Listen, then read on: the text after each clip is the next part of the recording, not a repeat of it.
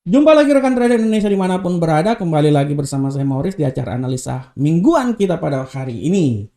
Memasuki minggu yang sangat luar biasa pada minggu depan, nanti saya akan memberikan sedikit masukan terhadap trading yang akan dilakukan oleh rekan trader semuanya. Saya akan mencoba untuk menganalisa pasar yang akan terjadi pada minggu depan, tapi sebelumnya kita juga akan mereview pasar yang telah terjadi pada minggu kemarin, sehingga menjadi landasan untuk kita mencoba melangkah ke depan. Oke rekan trader semuanya, kita masuk dari review pasar pada minggu kemarin. Kita bisa lihat di sini rekan trader bagaimana pergerakan pasar pada minggu kemarin. Kita mulai dengan tendensi yang terjadi pada minggu kemarin, fundamental yang terjadi sangat luar biasa ya. Banyak sekali pidato dari gubernur Central Bank, baik itu Central Bank Amerika maupun Eropa. Dan kita bisa lihat mulai dari hari Senin aja pidato gubernur Central Bank Eropa udah dilakukan ya. Dan puncaknya adalah laporan FOMC pada dini hari kemarin, di mana laporan FOMC tersebut mengisyaratkan bahwa kenaikan tingkat suku bunga sebesar 25 BP, tapi kecenderungan dovish akan terjadi. Karena sebelumnya kan hawkish ya, kecenderungan dovish akan terjadi. Inilah yang menjadi alasan kenapa banyak sekali pergerakan pada pasangan mata uang, di mana dolar sampai jatuh titik terendah, gold sampai naik titik tertinggi, dan kita akan lihat pada platform berikut ini. Rekan trader bisa lihat di sini di platform ini sudah sangat jelas kita lihat. Kita mulai dari indeks dolar Amerika. Rekan trader bisa lihat di indeks dolar Amerika di sini rekan trader. Saya pastikan dulu. Nah, rekan trader bisa lihat di indeks dolar Amerika bagaimana kekhawatiran yang terjadi pada the Fed ya. Kita bisa lihat bahwa Gubernur Central Bank Amerika ya dengan suara bulat memutuskan bahwa menaikkan tingkat suku bunga sebesar 25 BP. Ya, di sekitaran ya 4,7 sampai 5% lah. Keputusan ini dipengaruhi oleh situasi perbankan. Rekan trader lihat setelah hari Kamis kemarin, bagaimana setelah itu terjadi ya rekan trader ya, pada tanggal 20 Senin Selasa Rabu Kamis ya. Nah ini, penurunan sangat dahsyat rekan trader. Bagaimana penurunan sangat dahsyat sampai menembus ke 101 ya. Tapi perlahan setelah itu terjadi koreksi dan mengalami kenaikan. Pada prinsipnya minggu kemarin memang pelemahan masih terjadi dan tidak tertutup kemungkinan minggu depan pun juga masih bisa terjadi pelemahan. Kita akan lihat ke depan rekan trader ya. Nah, inilah yang menjadi alasan kenapa dolar benar-benar terjadi pelemahan akibat kasus yang terjadi, permasalahan yang terjadi pada finance perbankan, kolapsnya Silicon Valley Bank, Signature Bank, dilanjutkan dengan kolapsnya bank Swiss di Swiss ya.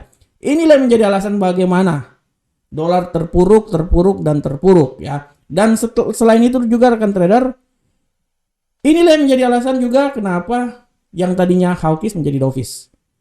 Karena seperti saya bilang bahwa ini merupakan sesuatu yang sangat luar biasa terhadap the Fed, karena ini ibaratnya buah si malakama, kalau tidak makan ya mati, kalau makan ya ibunya mati kan. Kalau tidak menaikkan tingkat suku bunga ya. Kalau menaikkan tingkat suku bunga ya perbankan out. Tapi kalau tidak menaikkan tingkat suku bunga ya dolar mempunyai pengaruh untuk mengalami pelemahan. Itulah sebabnya rekan trader ya. Oke, selanjutnya kita bisa lihat di Euro USD. Tendensi Euro USD minggu kemarin seperti yang telah saya bilang, memang dia masih agak mengalami kenaikan. Dan kalau rekan trader lihat, saya memprediksikan dia menembus sampai ke 1.09155 dan dia menembus ya. Setelah itu memang dia mengalami pelemahan ya. Tapi itu memang udah puncaknya di sana. Pound sterling pun juga rekan trader bisa lihat dengan jelas, saya memprediksikan dia akan mencoba sampai ke 1.23283 dan memang betul dia terjadi ya. Walaupun secara garis besar dia ini lebih banyak sideways, karena pasar memang benar-benar melihat apa yang terjadi setelah menjelang dan setelah FOMC. Itu yang benar-benar yang terjadi pada minggu kemarin. Kita lanjut juga ke gold. Gold bisa lihat rekan trader, gold minggu kemarin merupakan minggu yang luar biasa, menembus titik 2000 ya. 11 bulan terakhir inilah titik yang paling tertinggi, luar biasa rekan trader. Setelah itu dia agak sedikit mengalami pelemahan ya, walaupun dia melemah sedikit dan dia naik lagi, tapi dia ditutup di atas 2000 minggu kemarin ya. Dia sempat menyentuh 2009 malahan.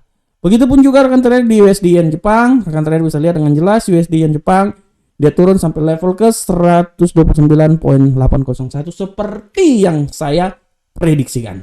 Oke, bagaimanakah untuk minggu depan rekan trader? Untuk minggu depan rekan trader, kemungkinan besar untuk minggu depan rekan trader bisa lihat di sini bahwa banyak sekali kalender ekonomi yang dikeluarkan, tapi khusus untuk Eropa tidak terlalu banyak ya. Palingan kalau kita lihat cuman pidato Gubernur Sentral Bank Eropa Christine Lagarde akan terjadi pada hari Selasa, dan hari Senin kita lihat bahwa iklim indeks usaha Jerman.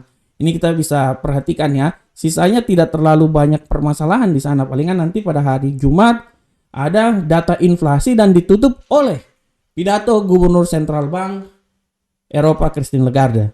Sisanya kita bisa lihat lebih banyak ke Amerika, kepercayaan konsumen ya. Pada hari hari Selasa. Lanjutnya juga dari PDB, klaim pengangguran pada hari Kamis. Hari Rabu ada juga penjualan, jadi Selasa, Rabu, Kamis. Dan terakhir indeks belanja personal hari Jumat ada ya. Pada prinsipnya Amerika punya dolar lebih banyak bergerak minggu depan ya. Eropa punya sangat kurang, berarti tidak tertutup kemungkinan kita akan lihat bagaimana hasilnya minggu depan. Ya palingan kalau di pound sterling ada juga pidato Gubernur Central Bank England Master Bailey lah, ini harap diperhatikan oleh kita semuanya. Nah, secara teknikal ya, bagaimanakah secara teknikal akan apa yang akan terjadi pada minggu depan rekan trader? Secara teknikal rekan trader semuanya, kita akan lihat dari indeks dolar Amerika ya. Oke. Di indeks dolar Amerika rekan trader bisa lihat bahwa untuk tendensi minggu depan saya masih bisa bilang bahwa bearish ini masih bisa saja terjadi untuk indeks dolar Amerika. Dengan asumsi bahwa pelemahan yang paling terlemah ya, dia masih bisa turun menurut saya sampai di level paling terendah di seputaran 100.730. Tapi harap hati-hati rekan trader. Kenaikan pun juga bisa saja terjadi. Saya berasumsi bahwa kenaikan ini bisa terjadi sampai di level paling tertinggi menurut saya di seputaran 104.351 ya, 104.351 ya, harap diperhatikan oleh rekan trader semuanya ya. Nah, oleh karena itu saya berasumsi untuk ya minggu depan indeks dolar Amerika ini dia masih bisa bergerak dari 100.730 sampai 104.351.